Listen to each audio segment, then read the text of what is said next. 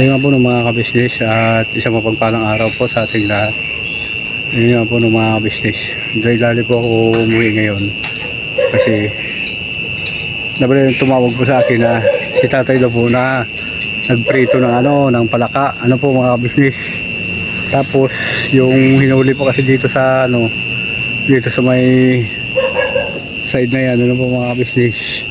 Yung mga kukak na nahuli. Pinirito po nila, sabi daw sa atin daw na balikan po kayo mga kabisnes. Ayun po mga kabisnes, balik tayo.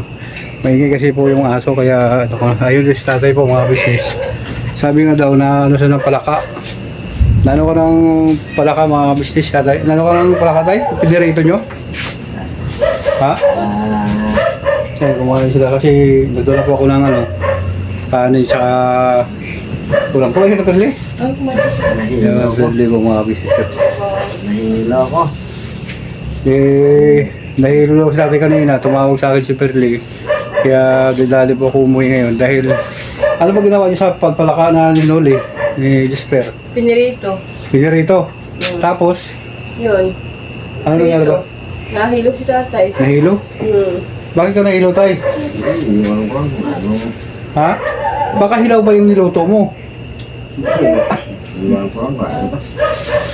Baka hilaw ba yun? Ano po mga business? Kasi pagka yung kokak, mahilaw pa po yun. Hindi magandang kasi nakakahilaw talaga yun dahil hindi pa nga siya luto kinaya na siya Kaya kinabahan tuloy ako sa iyo tay.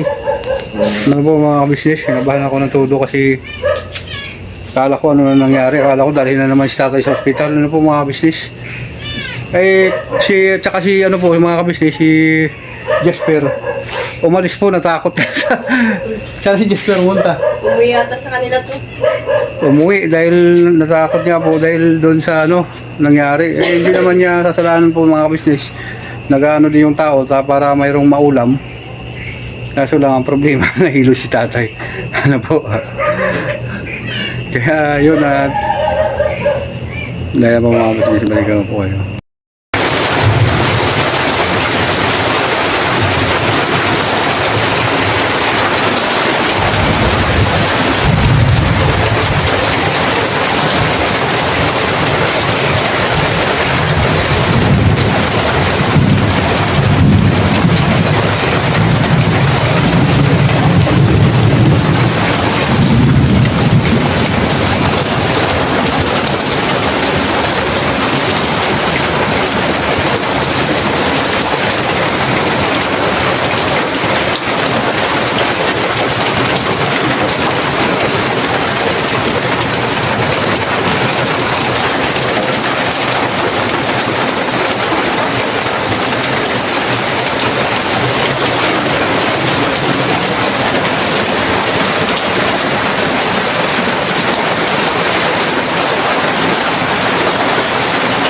Tay, nagawa mo dyan?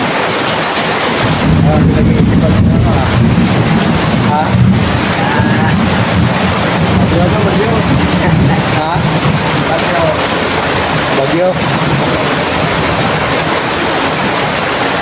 Kaya nga po mga kapatid, mga biskuit tayo. Grabe po ang lakas ng ulan po mga biskuit.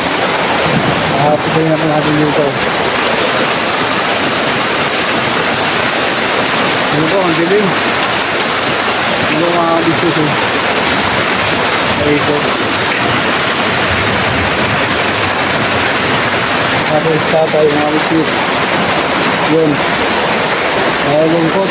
Ano po? Kayo mo lang patay. Ha? Ha?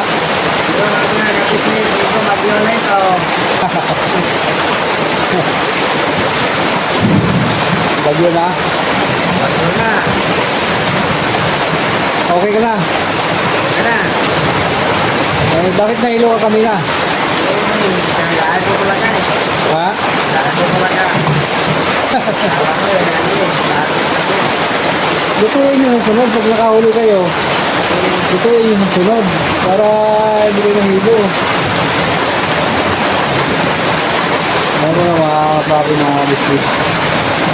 Siyempre Ito, mayroon pa po nga dito mga kabisnes, oh. Ay, mayroon pa, oh. Ayan, yan, yan po mga kabisnes, oh. Yan, na.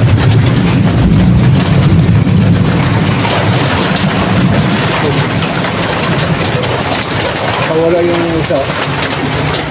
Yan. Ito po yung mga kasama mga kabisnes, oh.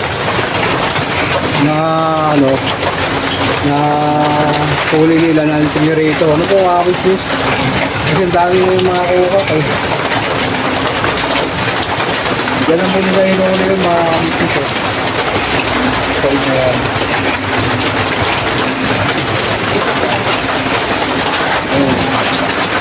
Ito nga po ng mga kabisnes. Huwag kayo malis, babalikan na po kayo mga kabisnes. Ayan mo na mga kabisnes, balik tayo. Nandun, tutawag din kanina ni Tadli sa atin.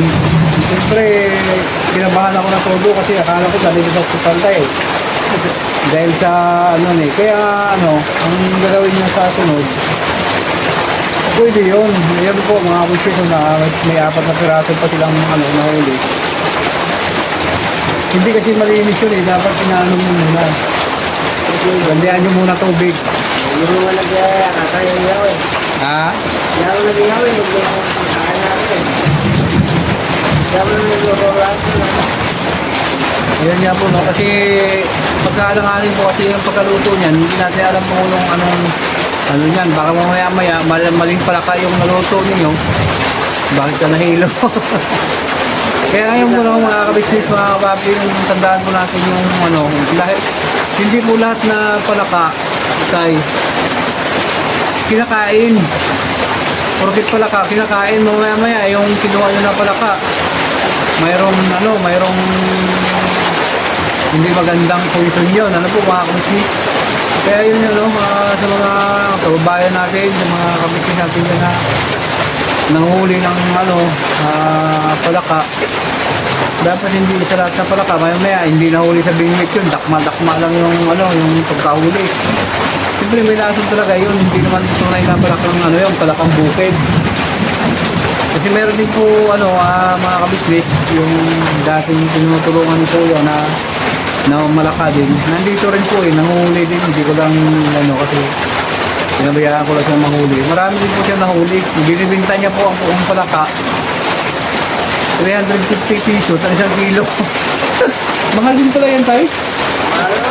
Mahal din pala yung bukak na yan? Ha? Hindi na ka, ano?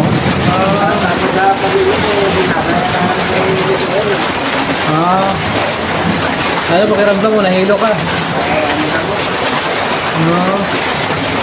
Ayun nga po, no, nagtatrabaho pa po ako kanina mga kabisnes. Tinawagan na ako, grabe yung tamba ko, hindi ako masyadong kasi talagang paala ko ano na nangyari kita kaya na po mga kabisnes. Sana yung paluan yung nagawa ko lang. Ha? Yung mga katlo. Yung tapos na tumulog eh. Pinatay-kaya eh. Natay na to. Sabi niya?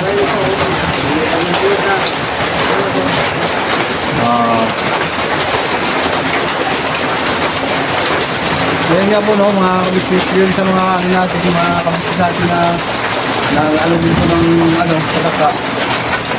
Yun.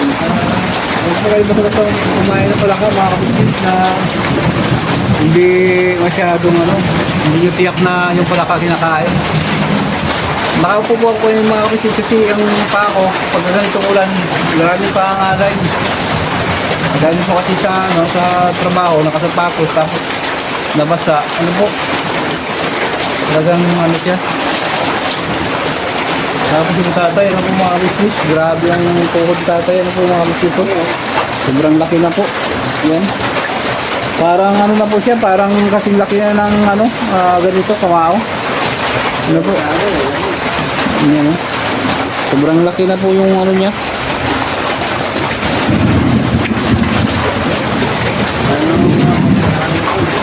Kaya nga po ako necesita po na makatrabaho para madala namin sa hospital at makapatanggal po yung kanyang bukol. Po mga kabisnes? Kasi kawawan sa akin. Sa sunod na araw, baka sunod mga araw, hindi ka na makalakad tayo. ano eh, sobrang laki na po mga kabisnes. Parang sasabog na eh. Alam mo mga kabisnes, grabe yung laki na. Hindi ka na ano tayo, hindi siya kumikirot. Kumikirot siya. Kung kalasan din na to. Ha? Kung kalasan din na to. Grabe na. Kaya yun nga po nung mga kapatid, mga kabisnes. Sana ano na tayo sa trabaho para mahalman yung dati, paa. Yun sa alam po natin, mga kabisnes, ito po sa ano natin, hindi na tayo sigurado makasama kasi wala po talaga mga kabisnes. Antay-antay lang, siguro mga 3 buwan.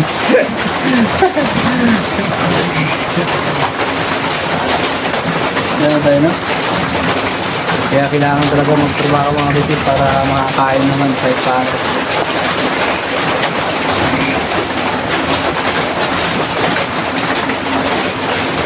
Ano tayo, hindi ka ba matulog tayo?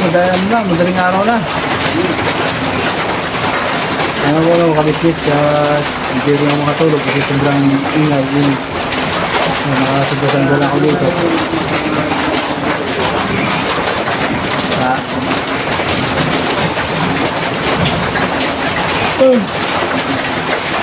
Diba? So yun nga po no, mga papi mga kabisnes at bago kayong malis, babalik ako po kayo mga kabisnes.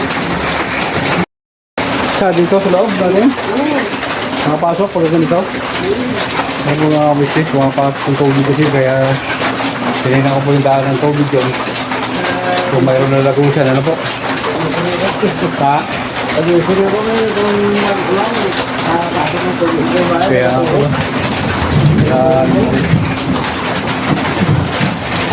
So hanggang dito na lang po ang simpleng vlog na ito mga kapapi mga business. At sana maraming salamat po sa tulong sa Kabinet ni Chef Papa D's TV. At siyempre sa Business KB official na po mga business. At siyempre dyan sa Luzon, Visayas, Mindanao, ayun mga kababayan kong minamahal. Lagi po kayo mag-iingat sa landslide, sa pag-uwi, madulas yung kalsada, malakas po ang ulan, ano po. Ingat-ingat po kayo lagi mga kapusis. Manalangin muna tayo bago tayo umalis para may guide po tayo kung saan tayo pupunta. At makarating tayo sa ating pararoonan. At siyempre sa mga kapatid ko dyan na mga nanood, mga kababayan ko na sumusuporta sa Kabisnes Official, Papa James. Ingat din po kayo mga kabisnes, sa mga viewers, secret viewers, sa mga sponsor. Ano po mga kabisnes at siyempre dyan sa nakabisnes natin dyan sa ibayong dagat, ano po, mamimister mo kayo pa na mamimister tourist, yun, shoutout sa inyo lahat na at doon niya Pinsa, Ma'am Marie Rivera, ayun, at marami pong iba, pwede may 143, yun, siyempre sa mga kapatid ko kagwang. At siyempre po sa inyong abang lingkod, Tugong Ulag Tugong Official. Lobos po na nagpapasalamat sa inyo at maraming salamat sa inyong walang sawang suporta sa akin po mga kapatid. At hanggang dito na lang po ang simpleng vlog na ito mga kapapi, mga kabisnes. At never say goodbye. Tomorrow is another day. Birabanat lang po tayo mga kabisnes namin ginawa. Tulog na tayo tayo. Good days lang po ako mga kabisnes.